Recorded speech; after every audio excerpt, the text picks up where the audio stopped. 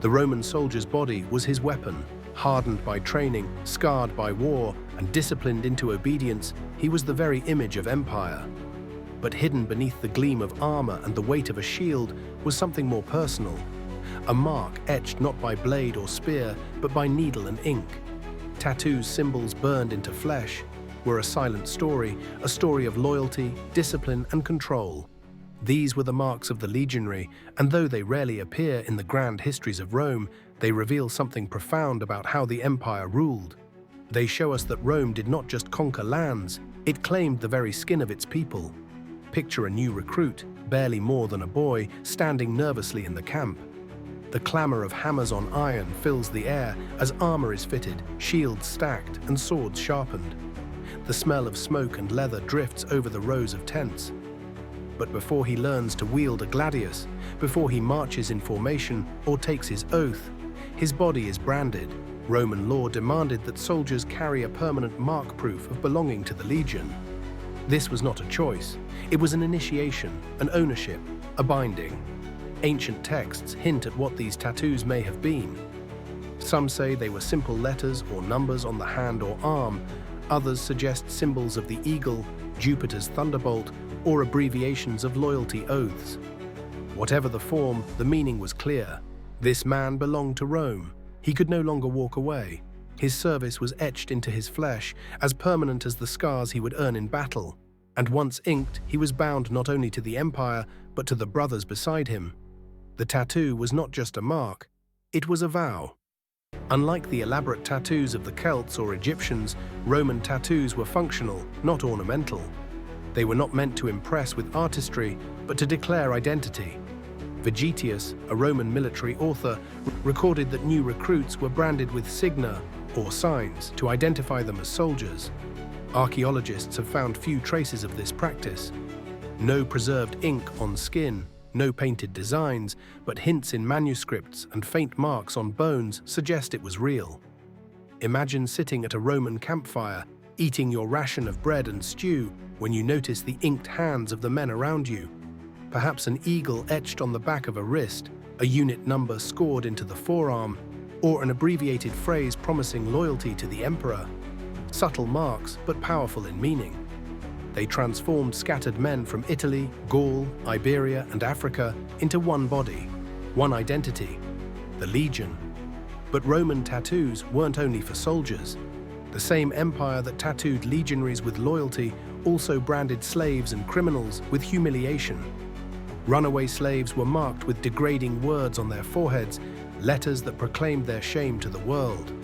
Criminals carried visible brands that declared their crimes.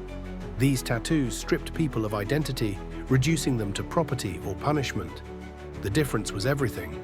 For the legionary, ink was a badge of honor. For the slave, it was chains written in flesh. And yet both spoke to the same truth.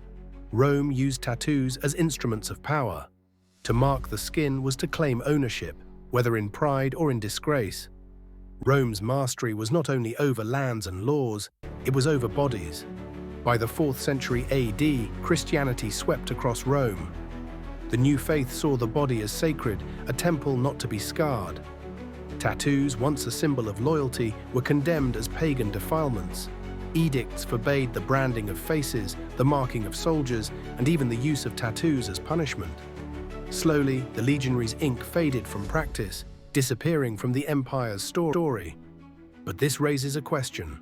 Why would Rome abandon a tradition that had bound men together for centuries? Perhaps the answer lies in the same discipline that had once created it. For Rome, control was everything. When Christianity declared tattoos shameful, the empire adapted, finding new ways to bind loyalty through ritual and oath. Yet the memory of the ink lingered, marks that once told the story of soldier and slave alike. To Rome, tattoos were never fashion. They were function symbols of identity, proof of service, and reminders of ownership. To bear an eagle on your skin was to carry the empire in your blood.